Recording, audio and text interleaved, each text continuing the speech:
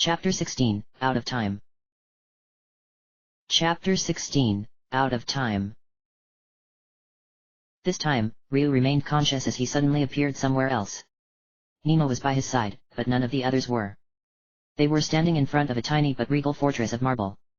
It was positioned between two cliffs, completely blocking the way onward. Where is this place? The light dragon wondered. Nina shook her head. I've got no idea. You like it? A third voice jeered from above. Searle's head poked out of a window in the fortress, and she waved mockingly. I made a mistake letting you come back to talk. But not this time. You'll never get me in here. Oh, really? Ryu smiled. Both he and Searle were back in their normal forms. We'll see about that. He walked forward, towards the door, and grabbed the handle. With no success. Staring, he tried kicking it down and hurt his foot. Oh, that's rich. Searle cackled. But it's no good. This is my own personal outpost. It was built for me by a friend of mine. A friend you killed. Moat, the Red Dream Master. Mozart built this place. Nina blinked. You got it. And here's the best part. The White Assassin explained. This outpost is a reflection of my own mind. So as long as my mind is closed to you, this castle is closed. Foolproof. You'll never get in. We'll find some way. Ryu vowed. We'll be back, Searle.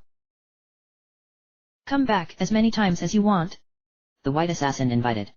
As a matter of fact, I challenge you on this. I dare you to try and find a way in here. To make me change my mind. If you can make me that weak, I won't deserve the time key. But don't think it'll be easy. And don't even think of relying on that fool, Alan. You've already seen how I feel about him. Laughing again, she pulled her head in. She's right. Nina shook her head. This won't be easy. We should have finished her off when we had the chance. Now we have to defeat her emotionally too. And that's pretty much impossible for any member of the Tiamat unit. We'll figure something out. Ryu promised. Come on. Let's head back to Carmen. The others will probably be there already, wondering where we are. Nina nodded and took to the air. Where have you been? Gobe almost screamed as Ryu and Nina walked back into Carmen. We've been frantic over here. She sent us a little farther away this time. Ryu explained. Pretty close to Skenda, actually. We'll tell you the details later. What's going on?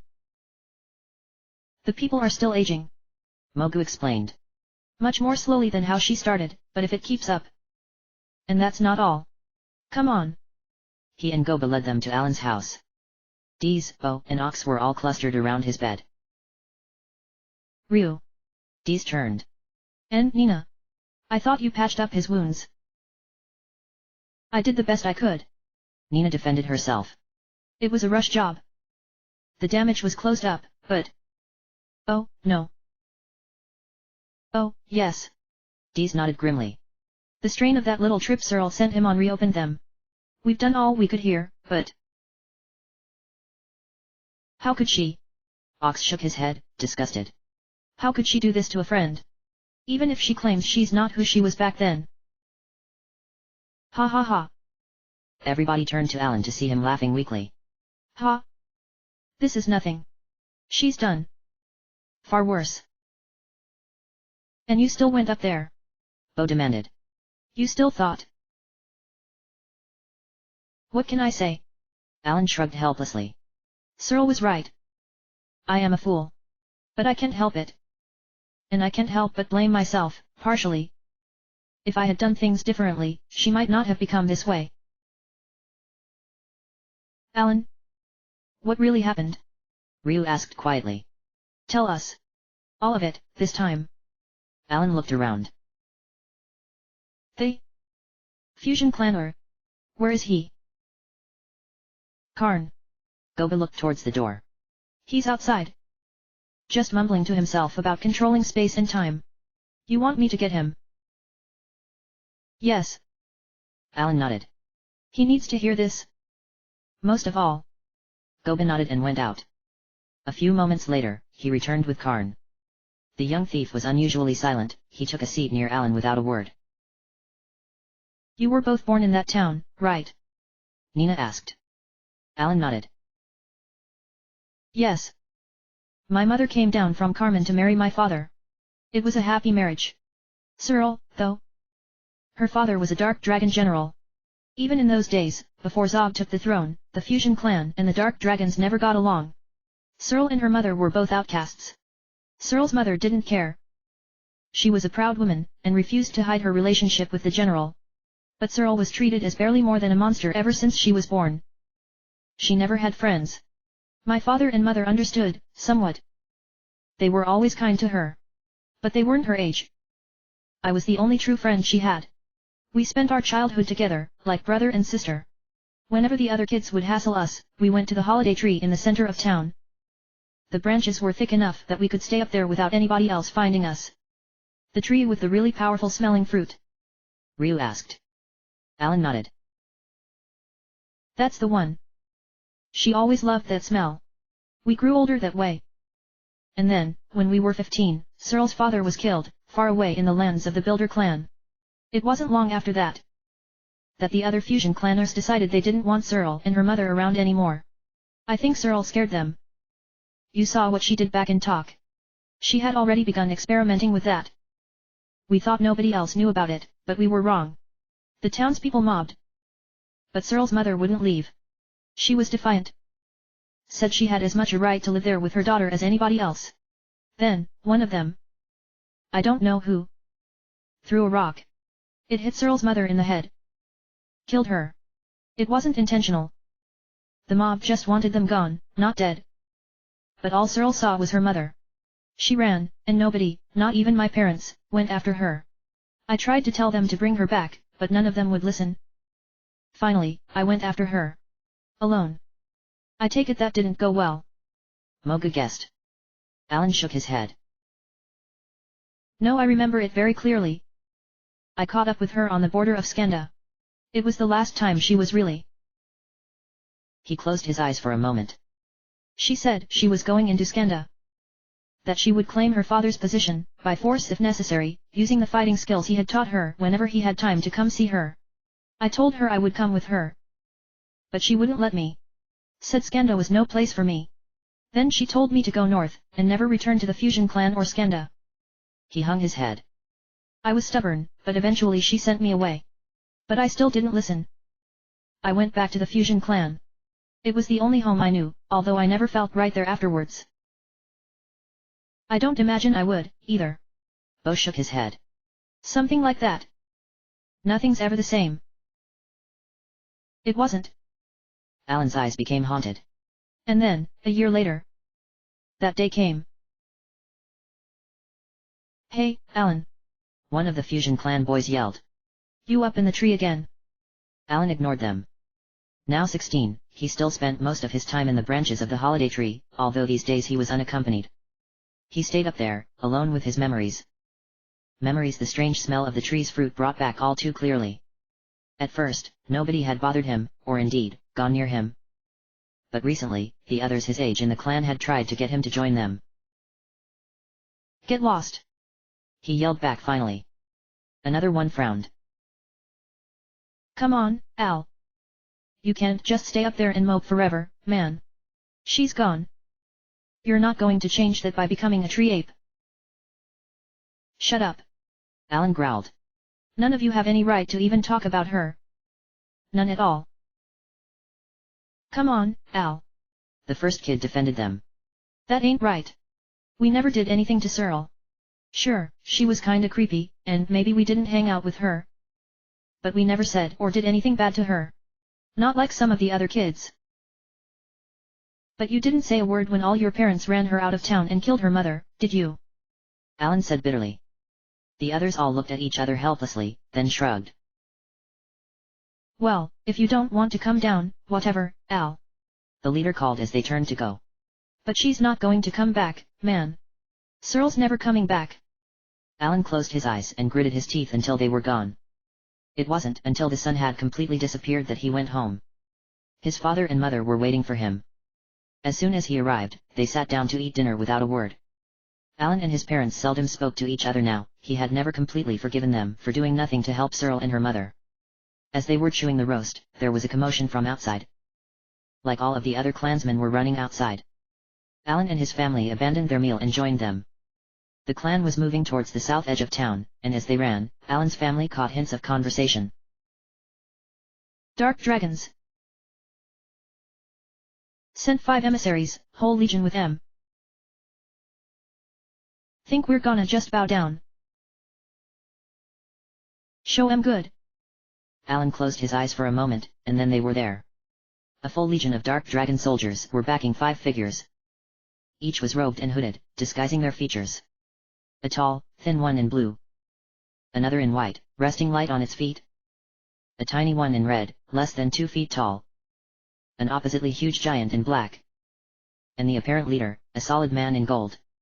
As the clan's elder approached, he dropped his hood, revealing a handsome male face with pale skin and shining, long golden hair. Greetings, Your Grace. Cut the crap, whoever you are. The elder snapped. What are you here for? As if I even need to ask. Why, it's quite simple. The gold-robed man smiled. I am Lord Jade, the second in command of the Dark Dragon Empire, and these 4 are my most trusted friends. You may know us as the Tiamat Unit. The Tiamat Unit. The elder whispered. Skanda Secret Project. The elite squad of superpowered freaks. Now, that's an unkind word. Jade wagged a finger reprovingly. You might put me in a bad mood, and considering the situation, that would not be a good idea. You see, Your Grace, we're here for one thing and one thing only. To conquer you, your people and your land. One way or another. Our Emperor plans to own the world, and you're target number 1. Both because of proximity, and because of the wishes of one of us. The elder recovered from his surprise and glared at them.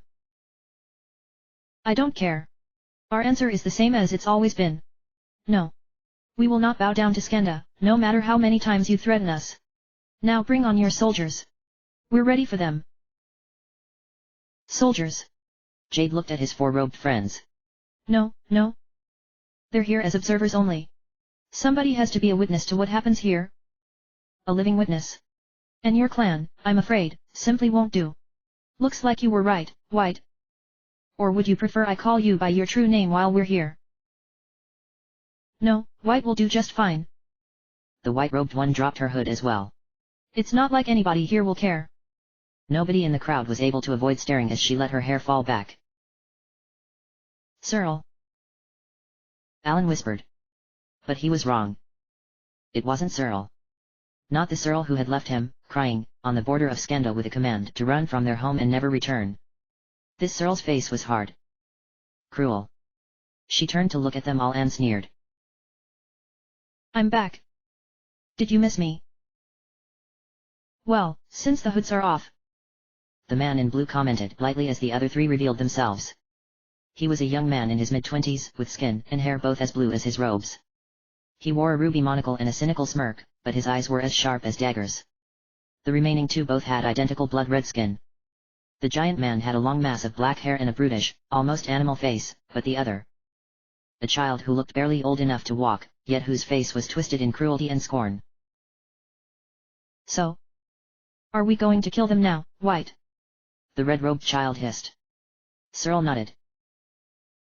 Yes, Moat, we will. Old friends, meet my new friends. Alchemist Court, Warrior Goda, and Dream Master Moat. And myself, of course. Assassin Searle. Searle. What will you do here? The elder asked, face trembling.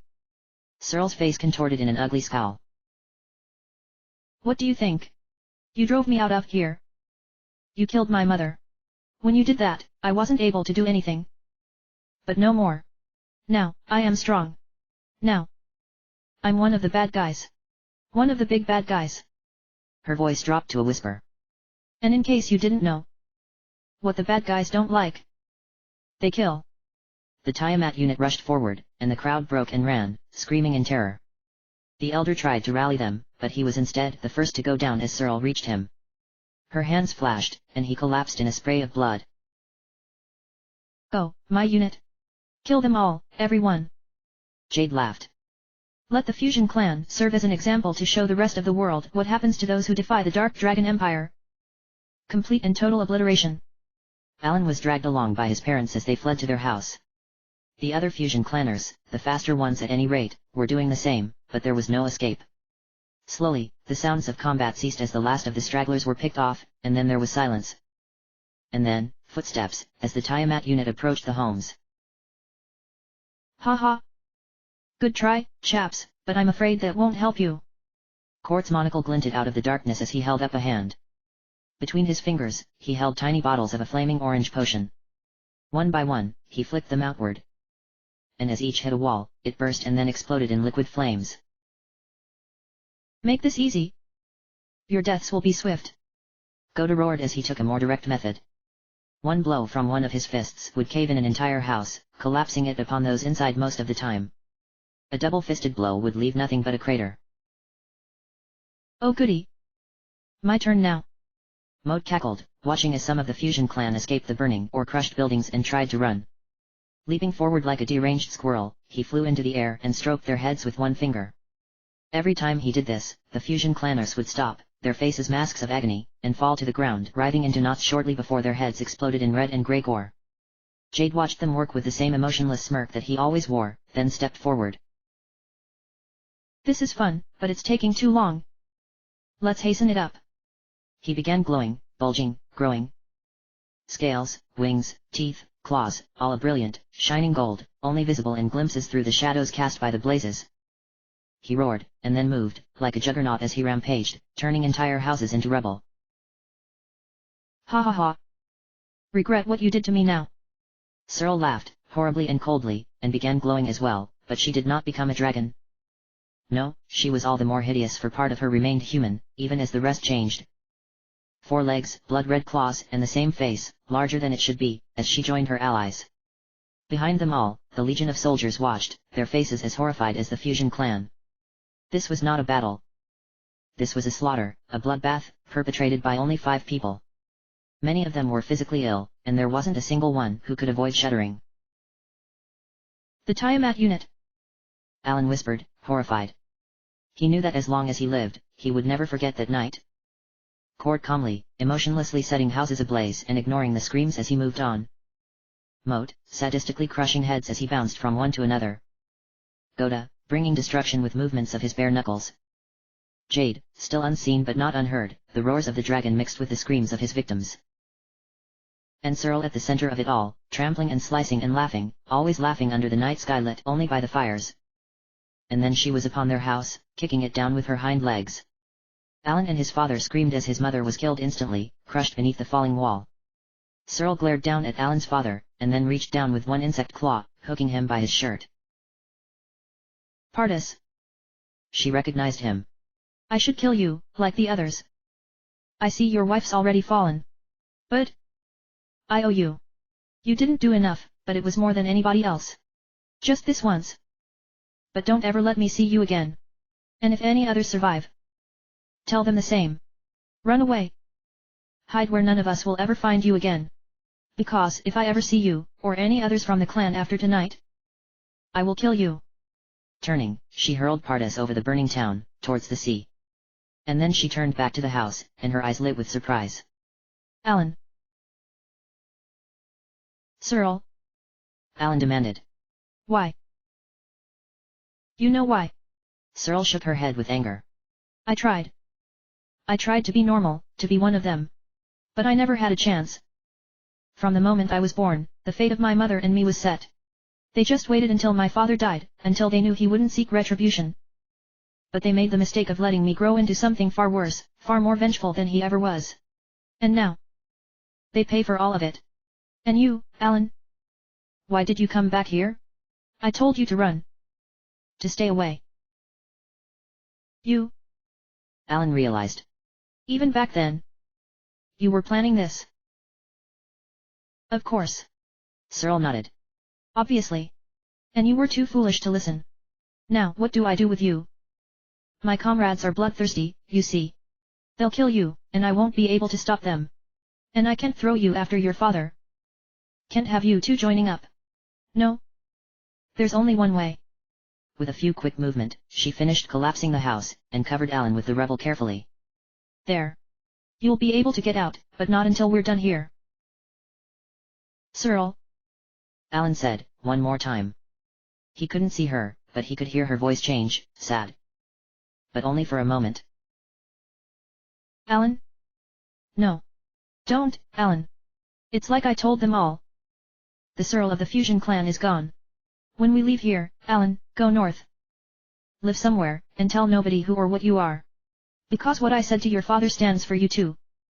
If I ever see you again, I'll kill you. Stay quiet so the others don't find you. Farewell, Alan. Alan heard her feet tromping off, and shuddered. He could no longer see the atrocities outside, but he could still hear them. The screaming, the roars, the laughter. And it was a long time before they stopped. Before nothing was left but silence. Wow. Ox whispered. That's... Wow. Karn was still silent, but his eyes were even darker than they had been before. The tale of the Fusion clan's fate had shaken them all, but Karn had been affected the most, even if he had no actual memories of the incident. And yet you still care for her? Bo said quietly. It wasn't a question. Alan bowed his head. Yeah. Like I said, I guess I'm just a fool. I did what she said this time. Came to Carmen and tried to forget everything. Nobody here knows what I am. But when I heard her name again, I just went back instantly. Even now, I can't help but think. If I had protected her back with the Fusion clan, or held out and gone with her to Skanda, she wouldn't have ended up like this. I don't know. Ryu shook his head. She hooked up with Jade. The more I hear about the Tiamat unit, the more I start to wonder if anything could have stopped him from assembling them. Cyril's not the only one with a screwed up past. But I didn't even try. Alan insisted. I gave up too easily, and this happened. Damn it. There may still be a chance, you know. Dee said after a moment. Everybody turned to stare at her. Hear me out, all of you. I don't know if any of you noticed, but despite what she says, she still isn't as over Alan as she wants us to think. Desperately wants us to think. She knows he's her only weakness. Yeah? Goba said slowly. She did sort of overreact there, didn't she? Normally she was totally calm and collected, but whenever the subject came up, she went psycho. I wonder where she is now? Still back at talk? Maybe if we went again. Ryu and Nina glanced at each other. About that. The light dragon sighed. When she blasted us away for the second time, me and Nino landed outside an outpost of hers. It's blocking the way to Skanda, turns out. Anyways, it was built by Moat. Has a really cute function, it mirrors her mind. As long as her mind's closed, the fortress is impenetrable. So in order to finish your job, you need to open her mind to things again. Alan realized. I'll admit, I haven't stopped thinking about her. But she'll never forgive me. Not willingly. Karn inclined his head towards the door without Alan seeing. Nina nodded. We'll figure something out, she assured Alan. Here. I'll do what I can for these wounds, and then you should get some rest. We can wait a few hours. Alan nodded and closed his eyes. After Nina was done, the heroes walked outside. All right. Karn spoke for the first time since Alan had started his story. We need to concentrate on the facts here. Nothing more. Cyril's absolutely ruthless. To beat her at her own game, we have to be the same. You have a plan? Mogu asked. Karn nodded grimly. We give her no choice. A continued siege. Not physically, but emotionally. Alan said they would hang out in that holiday tree. And Ryu, you know where it is, right? The light dragon nodded. Good. We go there and each take tons of fruit. Then we pile it up outside the outpost. Also, does this outpost have a window? Ryu nodded. One on the second floor. It's not a very big building. Perfect. Karn continued. We park Alan in a spot so that when Cyril so much as glances out there from any angle, she'll see him. Then we wait. No defense can stay up against a force forever. If she goes downstairs to avoid having to look at him, the smell of that fruit will be twice as strong. Eventually, before the day is out, she'll crack. Just a little, for a short time, but if I understand the concept mode build it on, that'll be enough for us to get in. And once we're in there, we make absolutely sure we finish the job this time. No matter what. We won't get another chance if we mess up again. When he was done talking, the other heroes were staring at him with mixed expressions of shock and disbelief. You're serious? Ox blinked. You're actually going to do this? We've got no choice. Ryu told him. Karn's right. This isn't a situation where we can afford to be saints. If we don't take Searle out, this entire town will perish. But that... Nina looked like she had found a particularly disgusting insect. We can't do things like that. If we do, how are we any better than the Dark Dragons? Aren't we out to stop things like this from happening? Searle put us in this position. We didn't start this. Gobi reminded her. She has to face the consequences of playing the game this way. It'd be torture. Mogu said grimly. We'd be torturing her into giving in. And there's what it would do to Alan, too. What would his reaction be? Would he even agree to it? And if he did? He'd agree. Dees judged. He wouldn't like it, but he'd know it's the only chance. And he's the kind of guy who always takes the chance, no matter how desperate. We've seen that. Let's take a vote. Karn decided. I'll stay out of it, since it's my idea. You guys decide. I'm for it. Ryu said immediately. It's nasty, yes, but it's our only option. We have to save these people, and we have to get to Skanda. I'm for it too. Gobi agreed. Life sucks sometimes, but you have to move forward. We'll probably regret this in the future, but now. We just have to do it, and that's that. Against. Ox sighed. This is just... weird. Wrong. I don't want to if we can avoid it.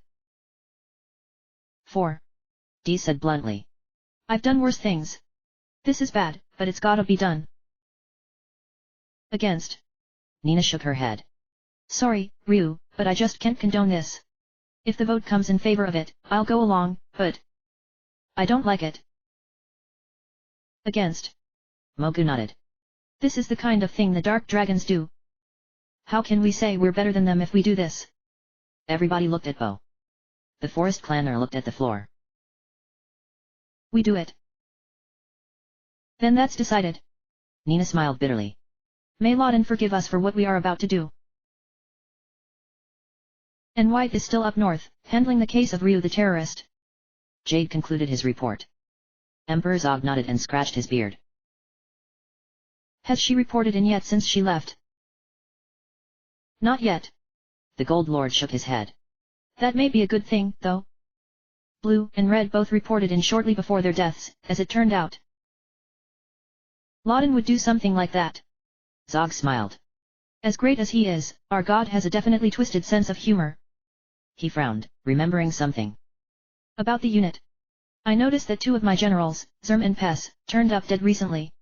Their bodies looked like they had been done in by 2 specific individuals. I think you know who. Black and Silver. I know, but those 2 were asking for it. Jade defended his unit. From what I hear, they were speaking ill of Blue and Red after their deaths. That cannot be tolerated, with all respect, my Emperor. Easy, old friend. Zog told him. Relax. I'm not angry. Zerm and Pes were fairly worthless anyways. Even more so than I thought, if they were stupid enough to talk like that near your unit. Just caution them to try to avoid killing any more of the officers, If the entire general staff revolts, it'll be a very bothersome afternoon. I think we can avoid that. Jade agreed. He smiled bleakly. They should be lucky White didn't do it. From the looks of it, the deaths were fairly quick. She would have made them last a lot longer. The White Assassin was always good at that, wasn't she? Zog laughed. Even from the beginning.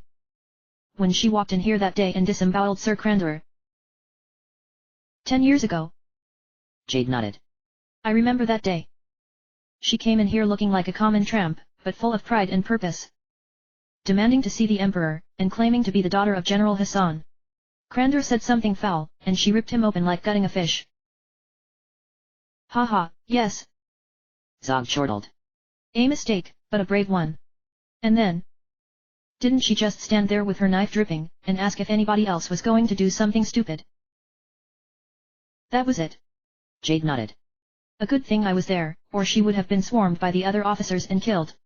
Instead, I brought her to see you, and we gave her the rank she inherited from her father. His eyes became distant. She still has her general's cape.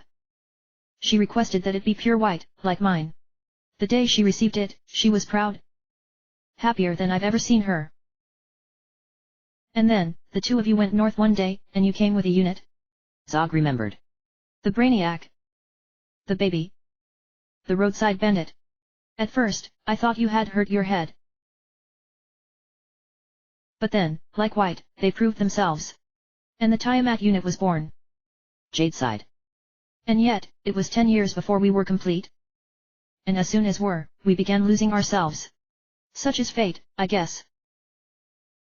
As Laden wills. Zog nodded. Well, perhaps once we rule the world, you will find more members. The Gold Lord stared at him for a moment, then smiled tolerantly. Perhaps so, my emperor. Now, if you'll excuse me, I must return to my unit and see if White has called in yet. All right. I should take some time off for my daughter anyways. Zog agreed. Excused, old friend. Jade bowed and left. As he walked back to his quarters, he noted with wry amusement that any officers in his path immediately shrank out of his way, faces white. In their quarters, Silver was standing at the communications station. Has White called in yet? The Gold Lord asked. Silver shook her head. Damn.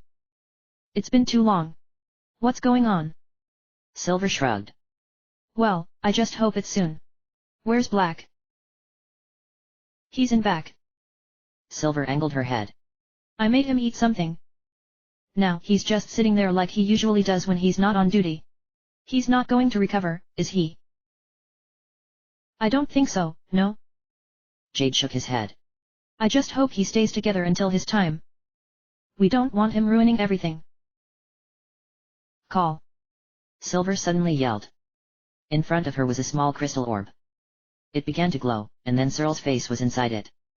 Her face was tired. Exhausted, both physically and mentally. Report, White. Jade ordered. The white assassin smiled wearily. Lord Jade. Silver. I'm sorry that I haven't called in earlier. Things have been pretty fast-paced down here. I haven't gotten much time out of action until now. And even now, I don't know how long I'll have. Are you still at talk? The Gold Lord asked. She shook her head in negation. No. I'm at my outpost. The one Red made for me. For now, it's secure, but... She fell silent for a moment.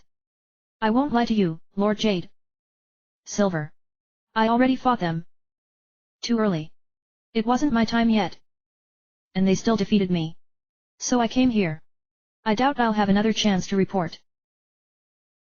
They defeated you already? Even in your transformed state? Silver asked, her voice emotionless. Searle nodded. Yes. And they did it easier than I'll bet they killed Red and Blue. They're growing faster than we ever expected. As a group, they've got us beat. And if they don't trump us individually yet, they will soon. Be ready for that. Even if our plans are carried out, it may not be so easy to free the goddess Miria. We've been coping with problems ever since our unit was formed. Jade reminded her. We'll be fine, White. Just do your duty. I will. White saluted. I'll see you both again. Here, or in the afterlife. The crystal orb winked out, and Jade frowned. Something up? Silver inquired. The Gold Lord nodded. Yes. Something about White's manner. Worries me. And that shouldn't happen with our unit. If my understanding of how Red built that fortress is correct. She may lose more than Red and Blue did. Silver nodded slightly. So what will you do? I'll take Black, and we'll go up north. Jade decided. We'll check things out. See what happens. You stay here. Watch for calls, as well as tell the Emperor, if he asks where we went. Silver winced, unseen. Emperor Zog won't like that. No, but he'll understand. Jade smiled bleakly. It's how his mind works. We'll be off, then. No point in delaying it, if Ryu the terrorist will be there at any moment like White thinks. When Alan was awake, the 9 of them went to the village of the Fusion clan. They went to the holiday tree, and they gathered fruit. All that they could carry. They returned to Searle's outpost, and there, they piled the fruit high against the front of the outpost, leaving only the door. The smell was overpowering. And then, Alan stood farther back, where he was visible from the single window at any angle, and waited. Hours passed. And slowly, inch by inch, the door was forced open. Finally, it gaped wide, and the heroes walked inside. The bottom floor was empty, nothing there but rows of cannons, none of them loaded, and a staircase. The room on top had a window with no shutter, and a cot. On that cot, Searle crouched miserably. It was almost impossible to believe that she was the same proud, deadly white assassin they had fought. Now, she was a huddled lump of sorrow, tear streaks ran freely from both eyes. For several moments, the only sound was an occasional hoarse sob from the white assassin. And then she spoke. You fight well. You beat me again. I'm sorry, Karn said. Nobody contradicted him. It was all or nothing. You bet everything on this gambit. This we never wanted to have to do. Yeah, but you did. Searle flashed him an angry, sad smile. You're our opposites, all right. Do what you have to for the right thing. Ryu started to speak angrily, but stopped himself. You've come to kill me, then. Go ahead. I won't put up a fight. No, Searle. Alan started, but she cut him off. Stop, Alan. Don't. Please. She looked at him. For everything we had. Don't. This is my end, Alan. It was destined to be this way. You can't stop it. None of us can. I know what you feel, Alan. For this moment, I know. But it won't last. It's been too long, Alan. I am the white assassin now. But I don't care. Alan cried desperately. Even if you're the white assassin. Searle, I love you. I always did. And once. I loved you. Searle whispered. And if I could have one wish. It would be that I could again. Searle. Karn stepped forward. In his hand, he held a piece of the fruit. Searle looked down at it for a moment, then glared at him. What kind of stunt are you trying to pull? You remember this, don't you? Karn told her. I know your unit's motto. No past, no future. But that's only as long as you believe that. It's not law. You opened your mind to us. Nina agreed. You can keep it open. Court and Moat both came to terms with their pasts at the end. You can do the same now, can't you? I wish I could. Searle turned away. But I've done too much. Killed too many people. The white assassin has committed crimes that can never be forgiven.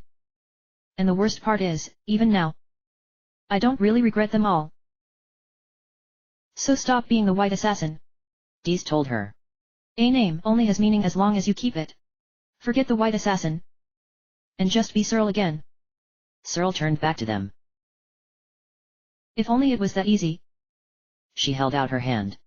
Something glittered in it, a golden key, length long and twisting, with a flat disc at the top resembling a clock with a polished red center. Here. The time key. Take it.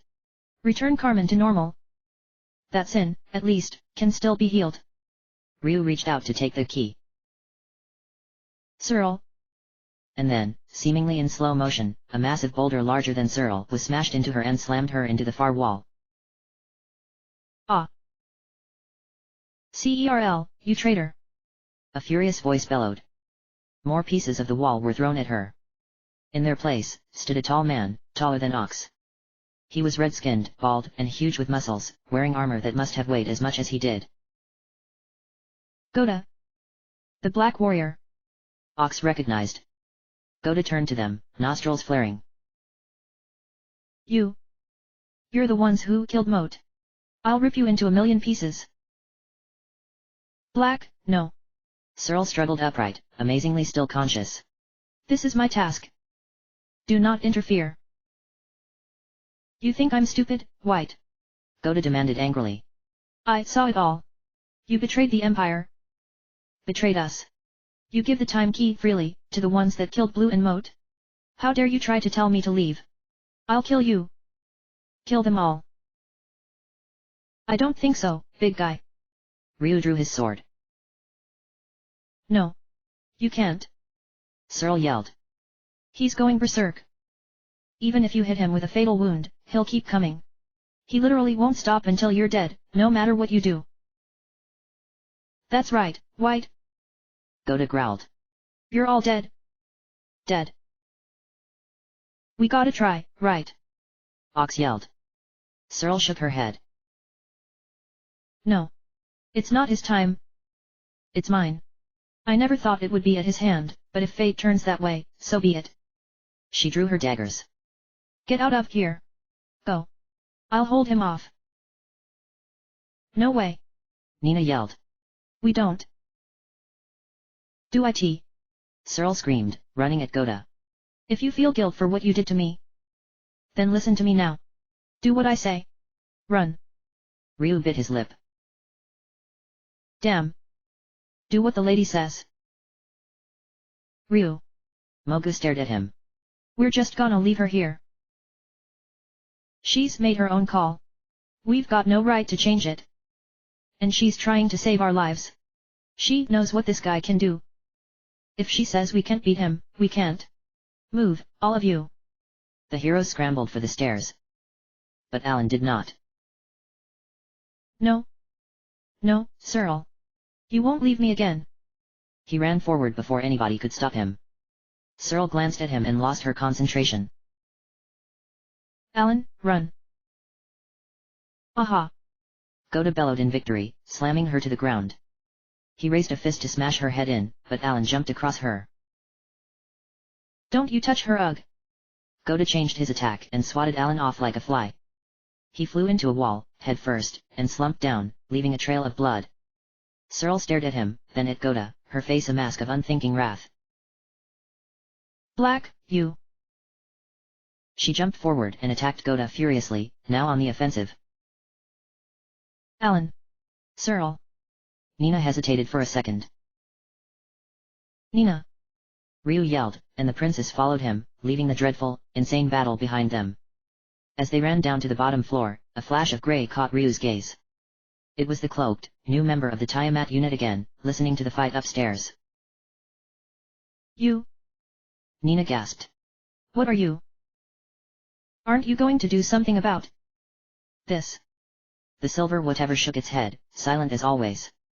Ryu growled and started to draw his blade, but then remembered and ran, Nina close behind him.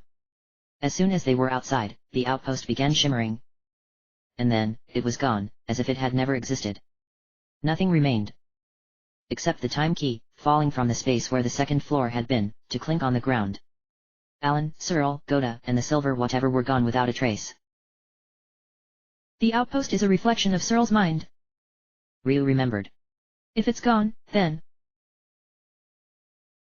Searle. Karn whispered. Why? Why did our clan hate you? Why did you become so twisted in revenge? Damn it! Bo drove a fist into a rock. It was all preparing for this war. A war that drives people insane, and makes innocents into monsters.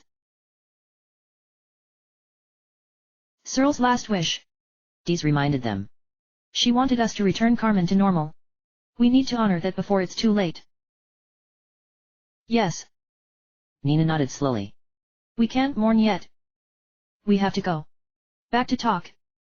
One by one, the heroes turned and left, leaving only a blank place with nothing there behind them. They returned to talk, and made it through all the mazes to the top floor. Where Searle had originally confronted them, there was a stone slab of the type used to operate Goda's keys. Let me do it. Karn started, but Nina shook her head. No. Let me. This might be tricky. And if anything goes wrong, I can fly away from a problem. You can't. Karn reluctantly nodded. Taking the time key, Nina walked to the slab and placed it in. She froze for a moment, as if speaking with some silent, invisible voice, then nodded.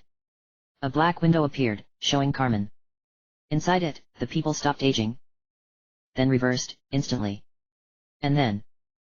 they started moving. Nina smiled. I did it, Searle. Carmen is back to normal. She turned and started to pull out the key. Ryu frowned, something seemed wrong. Then he realized it instantly with horror. Nina hadn't closed the rift in space and time. Nina! Don't! But it was too late. Nina pulled the time key out, and the rift shook. She turned in horror and tried to fly away, but the rift pulled, inexorably. With a trailing scream, the Wing Clan princess vanished. No! Ryu screamed, diving forward after her. But he was too late. The rift vanished. Nina was gone.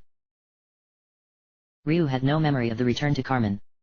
Vaguely, he would realize a blur of motion, and the dim sensation of being carried, but nothing else. The next time he was actually thinking coherently, he was at an inn in the town, lying in bed. None of the others had entered his room since they had brought him there. Nina! The light dragon whispered. Damn it! Why? Why did I let you use the time key? Why couldn't I save you in time? Why? Did you do this, Lawton? He punched the wall. Something in the back of his mind told him this wasn't the way he should be acting, that all of them had known the risks ever since joining up, that he had to be the leader like always. But he was unable to actually do so. He simply couldn't imagine finishing the journey without the cheery Wing Clan princess that had joined him before any of the others. He tried to remember the happy times, but they all faded away to her falling into the rift in space and time, helpless. Groaning, Ryu looked out a window. Maybe this'll help. Doubt it. Hey. Outside, walking down a path through town, he saw a familiar figure, the mysterious cloaked man they had met in the Grimfowl Woods in Tunlin. This time, his clothes were a brilliant, flaming orange. He stopped near the outskirts and dropped something near a water trough, then turned to look at Ryu, silently. Ryu frowned. Then remembered. Tunlan. Boss. Bo inquired hesitantly as Ryu exploded out of his room at the inn. Are you okay? Nina. Ryu said. She got sent somewhere. Anywhere in space and time, right? Where, we don't know. Well, yeah. Mogu agreed. We've all been depressed as hell about it. Tunlin. Ryu cut him off. Mogu, you weren't there, but... Everybody else, remember that Wing Clan girl? The one who was a dead ringer for Nina. Yeah, except she was a year older, looked like. Dees nodded. Other than that, she could have been her twin. Slowly, the sorceress' mouth hung open. You don't think? Only one way to find out. Ryu clapped his hands together, in action once more. The cloaked guy said there was a genius doctor in Spring who could cure amnesia. It's got to be that guy, old Ernie. That girl has amnesia. So we have him make the cure, and find out. Goba shook his head with simultaneous admiration and befuddlement. Boss, as crazy plans go, this takes the cake. But it's worth a shot. So what are we waiting for? Karn grinned for the first time in days. Let's hit the road. Back to Spring. No need. Dees rubbed her hands. That oaf, Goda, used a spell I knew once to arrive. And now I remember it. I can teleport us back there right now. Come on, everybody, stand close. The group immediately clustered around her. All right, then. She waved her staff, and they were surrounded by white smoke. When it cleared, they were standing outside old Ernie's clinic, and being stared at by several residents. Good job, Dees. Ryu congratulated her, knocking on old Ernie's door. The grumpy physician opened it and blinked at them. Who? Oh, it's you guys. The ones who fixed the weather. What can I do for you? We need a cure for amnesia. Ryu explained. The case has probably been going on for at least a year, to our knowledge. Amnesia, hey. Old Ernie winked. No sweat, young un. I can have a foolproof tonic whipped up. Only problem is, the ingredients are a bit exotic. It'll take a while to have them arrive. Ryu glanced at Dees, who nodded. Just tell us what you need. The light dragon responded. We can get them for you fast. Old Ernie thought for a moment, then shrugged. You probably can, at that. All right. There are 4 ingredients I don't have. The first is the tips of the antlers from a white stag. A white stag? Bo whistled. Wow. Those are hard to bag. The second? Ernie continued. A root from the giant violet tuber, a plant that grows in grammar. It has to be completely intact. I've been digging those up ever since I was in diapers. Mogu smiled, a rare occurrence. Might be a bit tricky to get one completely intact, but I'll manage. Third is a coconut, from the palm trees in the center of the world. That island. Goba snapped his fingers. The one I took you guys to after the ship incident. It had coconuts. And finally, a pufferfish. Old Ernie concluded. Those are only found reliably in one place. The Red River, near Skanda. All right. Ryu nodded businesslike. Let's split up. Deez, you're on transport. Take everybody where they need to go. Bo, find one of those white stags and take it down. Mogu and Karn, you're on the route. Ox and Gobe, get the coconut. And I'll catch a pufferfish. They all nodded. I'll take you first. I'll drop you off as close to Skanda as I can. Deez decided. I have to know what the place I'm going looks like, so this spell isn't perfect. But it'll do. Come on. The two of them vanished in smoke, and appeared north of Searle's outpost. Or where it had been. Searle. Ryu remembered. And Alan. A tragedy. But was it avoidable? Could we have done something to? Hee hee. A child's voice giggled. Both Ryu and Deez froze. From the rubble, a small girl ran out. A girl with long blonde hair bound back in a ponytail. She looked no more than 5. Behind her ran another child, a boy the same age, with skin slightly darker than normal. And then, as they watched, he spoke. Hey, Searle. Wait up. Come on, Alan. The little girl teased. You'll have to run faster than that, if you want me to marry you when we grow up. She turned and saw Ryu and Deez staring, jaws dropped. Both children screeched to a halt. You? How? Ryu stammered. Alan looked at him.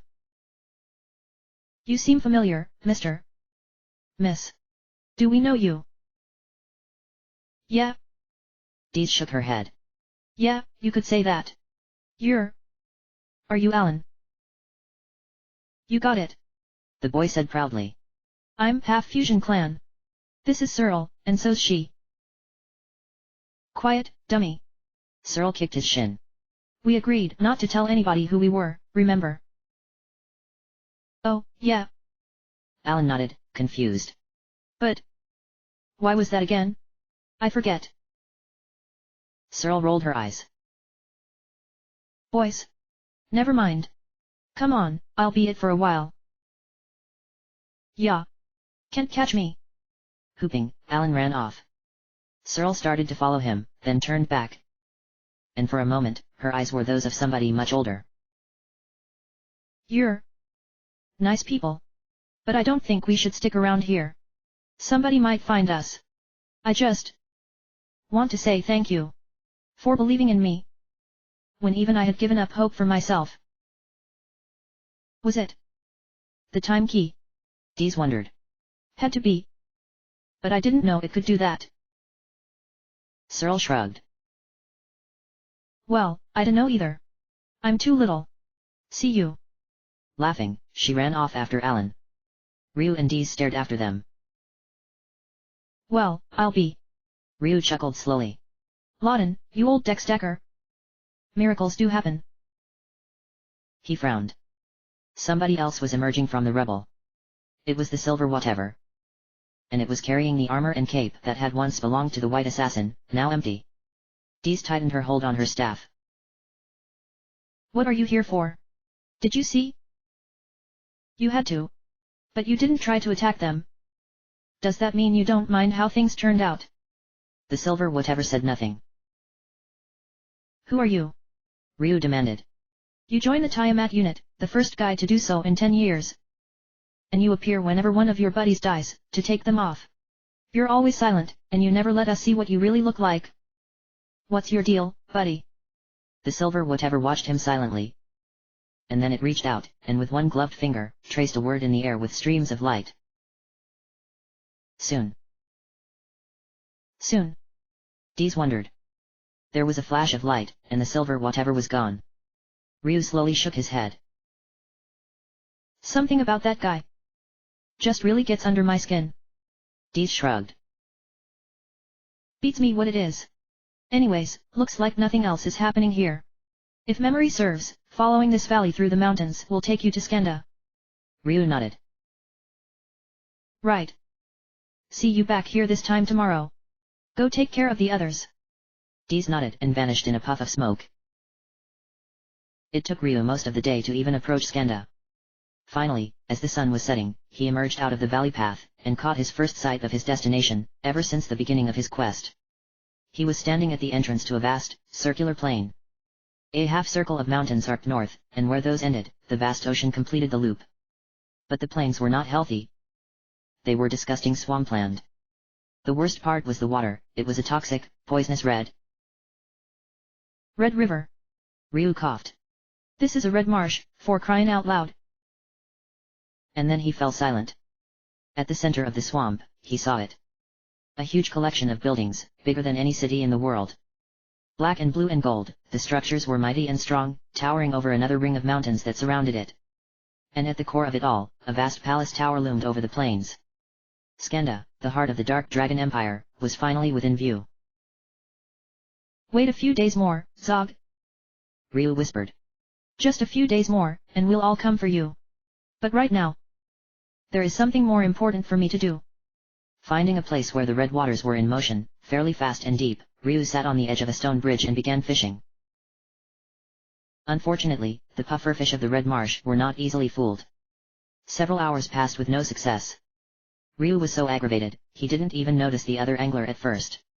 Looking to his side, bored, he jumped in sudden realization, then relaxed upon recognizing his companion. Chickens biting much today, young-un? Uncle Specs asked, tipping his hat. Straight into the red water. Ryu watched it sink, bubbling. Ah. No. No chickens. Figures. Uncle Specs snorted. I knew I should have gone to grammar. Now I'll never catch anything. What are you using for bait? Ryu asked politely. The old maniac winked conspiratorially. Old family secret? Solid gold nuggets. The fish practically leap out of the water to get chickens, I mean. Especially the big ones wearing clothes. Gotta throw those ones back, of course, but it's good for learning new vocabulary. Vocabulary? Ryu raised an eyebrow. Uncle Specs calmly demonstrated at some length. Oh. That kind of vocabulary. Is there any other kind? The ancient transient cackled, then turned to his line. Who? Think I've got a bite? Ryu felt a tug on his line. Me? Too. They both pulled their hooks in, and Ryu was rewarded with a spherical green fish, covered with sharp spines. Avoiding touching it, he carefully dangled it into a basket, then glanced at Uncle Specs. Tarnation! The old hobo grumbled. Just an invoice. Figures. Here, you can have it. He tossed his catch to Ryu, it was a blank slab of some strange stone. Thanks. Hold on to it, Sonny. Uncle Specs grinned, suddenly serious. Never know when it'll come in handy. Then he blinked, and he was the old hobo again. Ah well, can't catch a sea serpent every time. Well, you can, but it's not good for your health. I'll bet. Ryu shook his head. Well, thanks, Uncle Specs. I'll see you around. Don't be a stranger. The ancient nutjob waved as Ryu walked north. Eyes of Ganon are everywhere. When Ryu returned to the outpost around noon the next day, Dees was waiting for him, twitching her tail impatiently. You're late. She informed him. You were supposed to be here an hour ago. Come on, everybody else is already back with their stuff. You get the fish. Great A. Ryu assured her as they teleported to spring. Old Ernie was already working on the tonic, dipping the root into a bubbling mixture. Ah, there you are. He greeted them. Do you have the pufferfish? Ryu placed the bloated fish on a counter. Nodding, Ernie took a knife and began expertly slicing and dicing it. You sure you know what you're doing? Ox asked, worried. I don't like the looks of those spines. Nonsense. Old Ernie assured him, pulling out a thin portion from the center of the fish, with no spines. Of course I know what I'm doing. Mincing that portion, he added it to the brew and stirred it. All right. There. Pouring the brew into a bottle, he gave it to Ryu. Wait for this to cool, then have the patient drink it. Recovery, if not immediate, will occur within a minute. Thank you, sir. Ryu said gratefully. You have no idea how much we needed this. Shucks, son, after how you fixed this place up, it's nothing. Now I need to fix up that fool Barry's broken leg. The doctor grumbled good-naturedly. One more teleport. Dee smiled, taking them all to Tunlin. Let's see if you're right, boss. It was almost night in Tunlin, the last traces of sunlight were vanishing. Asking around, Karn was soon able to locate the house where the winged girl was staying with the two old women that had been with her in the bar. Knocking on the door brought one of them. Yes? Do I? Wait. Were you the fellows in the bar with the pretty young girl who looked so much like ours? That was us. Ox confirmed, Karn translating. The other old lady appeared behind her. But she's not here. No, there's a young mole. Did something happen to her? Everybody exchanged a glance. Ryu tried to speak, but was unable to. Bo took over. Well. Yes. There was an incident with the time key. The first old lady blinked in realization. Time key? Then. Do you think our girl is? It looks that way. Goba nodded. You've seen for yourselves how alike they look. Nina. Our friend. Was lost in time, and this is our only lead. We have a tonic that will cure amnesia. You do? All right, then. The second old lady nodded decisively. If she is your friend, it would be best to go with her. And even if not, having her amnesia cured is a good thing. Come, she's inside. The Wing Clan girl was in the back, sitting on a couch. She turned and smiled as they entered, but didn't speak. The first old lady took the tonic from Ryu and gave it to her. Drink this, dear. It'll help you. Obediently, the Wing Clan girl drained the bottle, then sat there, smiling. Now that he was looking at her more closely, Ryu realized she was wearing a sky blue leotard just like Nina's, although she had a headband of the same color. Was she wearing clothing like this when she came here? Karn translated, and the second old lady nodded. Well, yes. But it was pink. We had a blue one made for her. She seemed to like the color better. Ryu's breath caught as he looked back at the girl, and she smiled at him. And then the smile disappeared. Wah. Ryu. She blinked in surprise. You guys? You're here. Do you know how long it's been? She frowned. Why are you all staring at me? Nina. The thief asked hesitantly. Do you know who I am? Of course I do, Karn. Nina laughed. Don't be silly. It'd take a lot longer than this to forget you all. Ryu's face trembled. And then he ran forward, sweeping Nina into his arms. Before she could protest, he bent forward, and kissed her without a single thought as to who was watching or what they would think. They held it for several seconds, and then the rest of the group started to hoop. Well, it's about time. Dees commented before howling along with them. Nina. Ryu smiled. Would you believe? For a moment there, I thought I'd never see you again. You dolt. Nina smiled back. You should know better than that. I'm fine. Better than fine. It's been a year, you know? I'm older now. And that means more than you think. Unless you can remember the secret of our clan. Ryu's eyes widened a bit. The great bird. You got it. Nina removed herself from his arms. You and Gobet aren't the only ones with spoofy transformations anymore, boss. I'll show you all soon. It's a whole new world, believe me. Good. Bo nodded. We'll need all the firepower we can get soon. Nina's face darkened. I had forgotten. Yeah. Skanda. Well, in that case, I've got more good news. The third dragon shrine. I know where it is. Saw it while flying around and testing my new powers. Ryu grinned. You're kidding. That has got to be the ultimate stroke of good luck. Lauden's pulling strings again. Again? Mogu inquired. Dees nodded. Yeah. I forgot, we never told you. We will once we're back in Carmen. Nina, you ready to go? In a moment. The Wing Clan princess turned to her benefactors. Thank you. Both of you, for taking care of me while I was here. I have to go now. But know that I will never forget you. If ever you need anything. We know. The old ladies hugged her. Take care, child. Nina. We are happy for you.